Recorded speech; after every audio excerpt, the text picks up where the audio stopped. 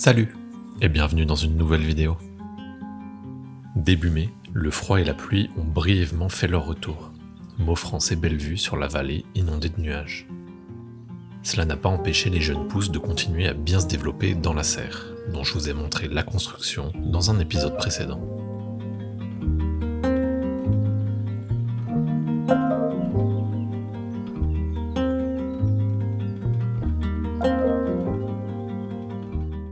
Puis le soleil fit son retour, et cette fois pour de bon.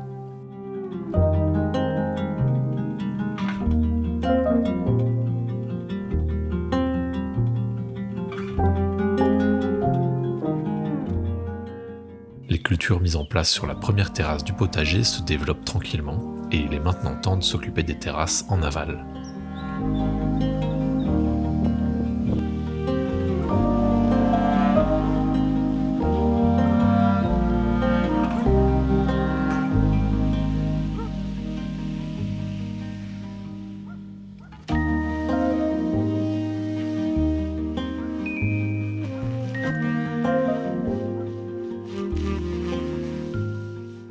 Après avoir délimité ma zone de plantation, j'aère la terre avec la grelinette.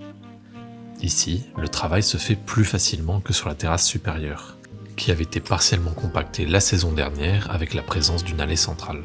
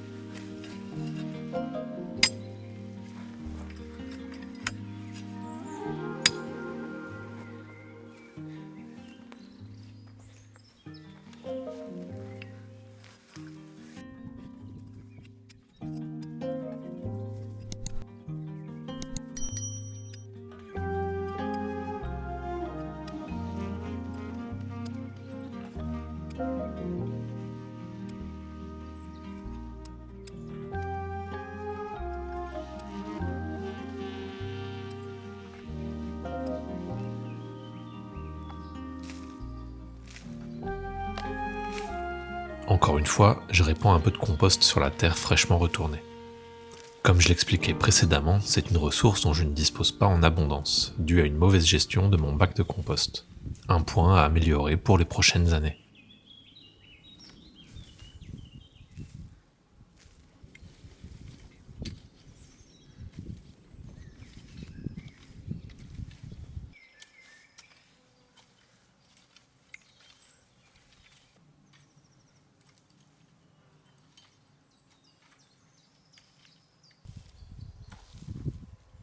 Cette étape de préparation permet aussi de retirer une bonne quantité de mauvaises herbes et de racines de ronces, qui semblent impossibles à se débarrasser.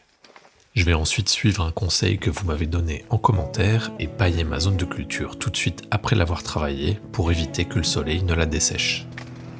Je vais utiliser de la tonte qui aura le temps de sécher une bonne semaine avant l'implantation des jeunes plants. Ça va aussi me permettre de continuer l'entretien du terrain, qui peut vite devenir impraticable.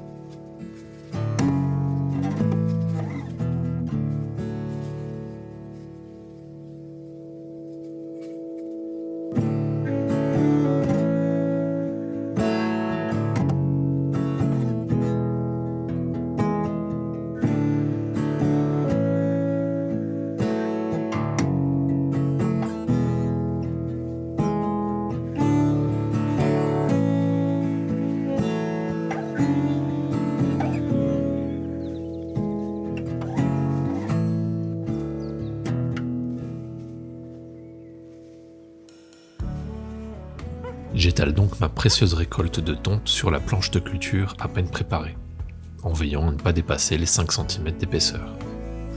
Je reviendrai plus tard dans la saison pour en rajouter.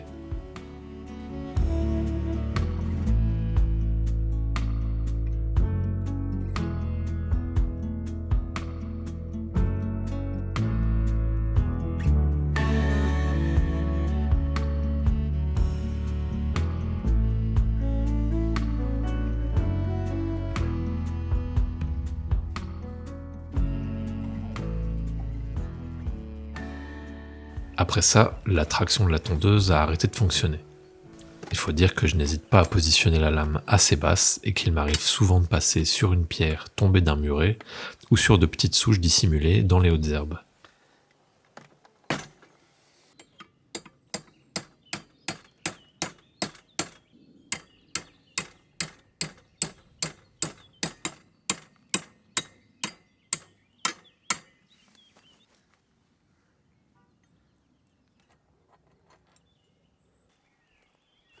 J'en profite pour meuler un peu la lame qui est bien émoussée.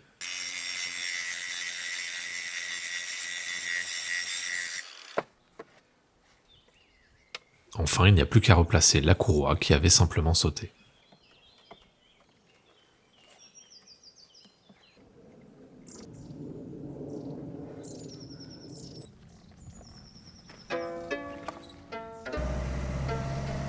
On part ensuite faire un petit tour en voiture un peu plus bas dans la vallée, afin d'aller récolter des cannes de roseau qui poussent de manière invasive autour des cours d'eau. J'ai repéré un endroit où ils sont déjà secs et où beaucoup sont déjà au sol.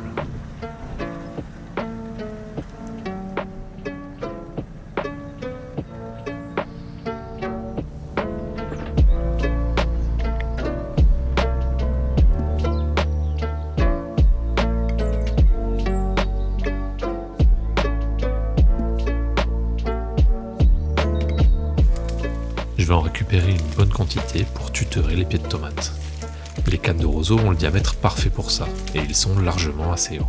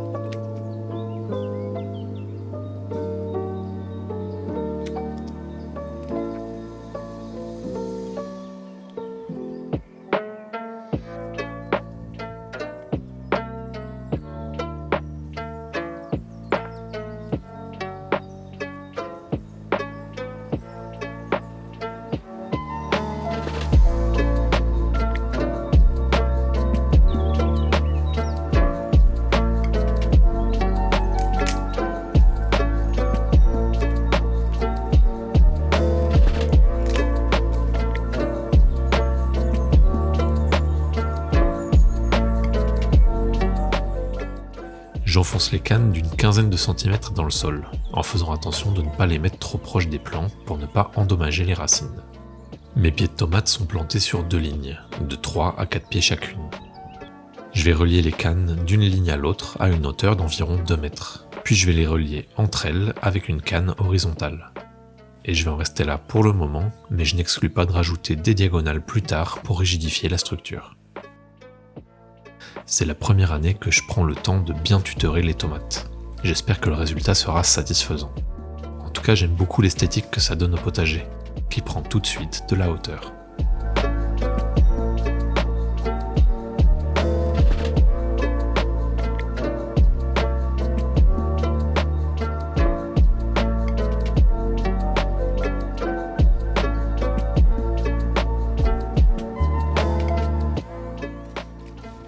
Quelques jours plus tard, le moment est venu de sortir un bon nombre de plantes de la serre pour les implanter au potager.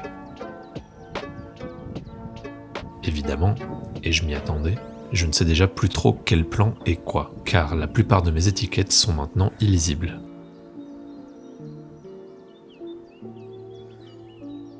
Ce qui est sûr, c'est que ça, c'est des tomates. Au jardin, ce sera donc la surprise, encore un point à améliorer pour l'année prochaine. D'ailleurs, n'hésitez pas à me donner vos trucs et astuces pour l'étiquetage des plants en commentaire.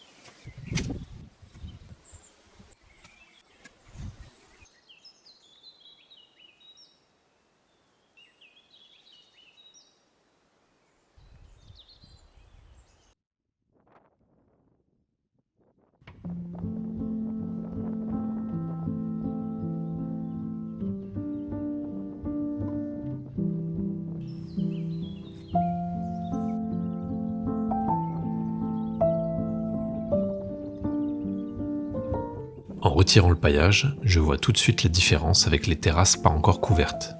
La terre est bien plus fraîche et humide. Ce sera un atout majeur dans quelques semaines lorsque les températures atteindront jusqu'à 30 degrés.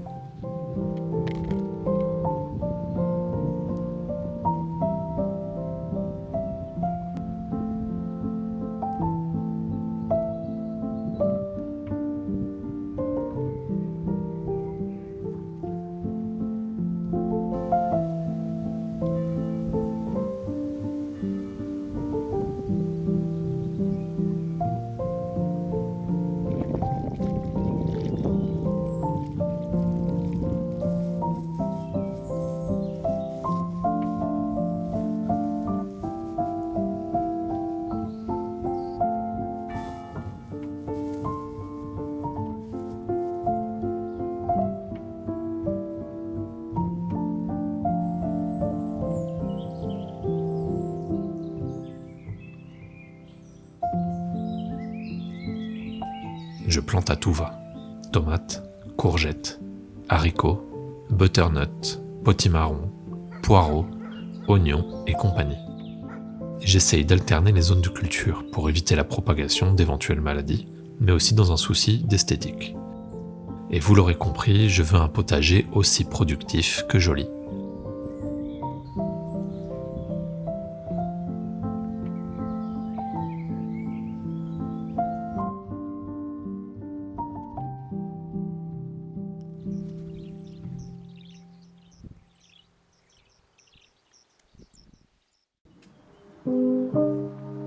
Je termine enfin la journée en retournant la terre de la troisième terrasse. Ici, la terre est beaucoup plus compacte et sa couleur moins foncée que sur les terrasses supérieures.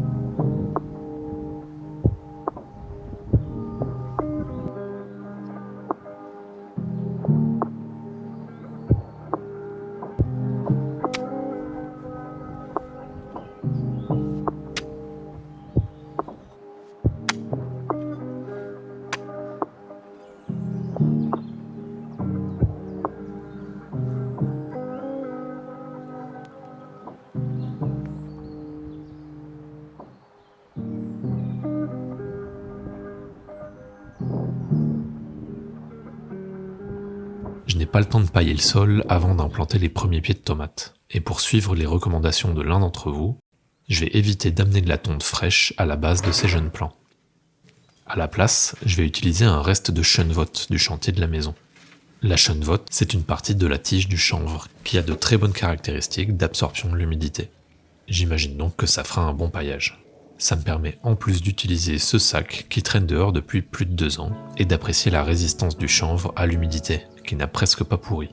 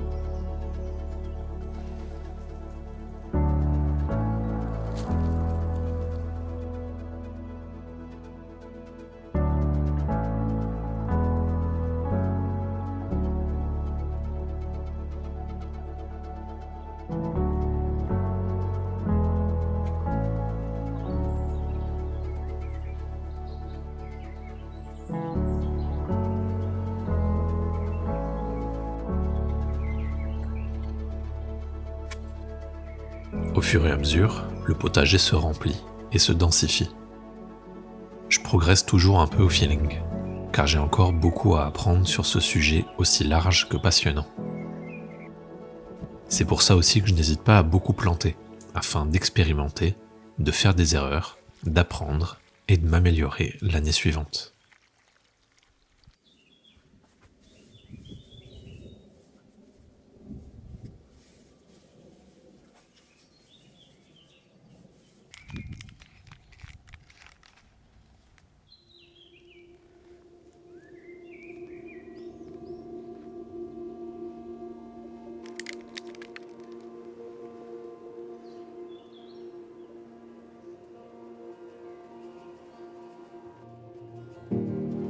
Et voilà à quoi ressemble le potager en cette fin mai.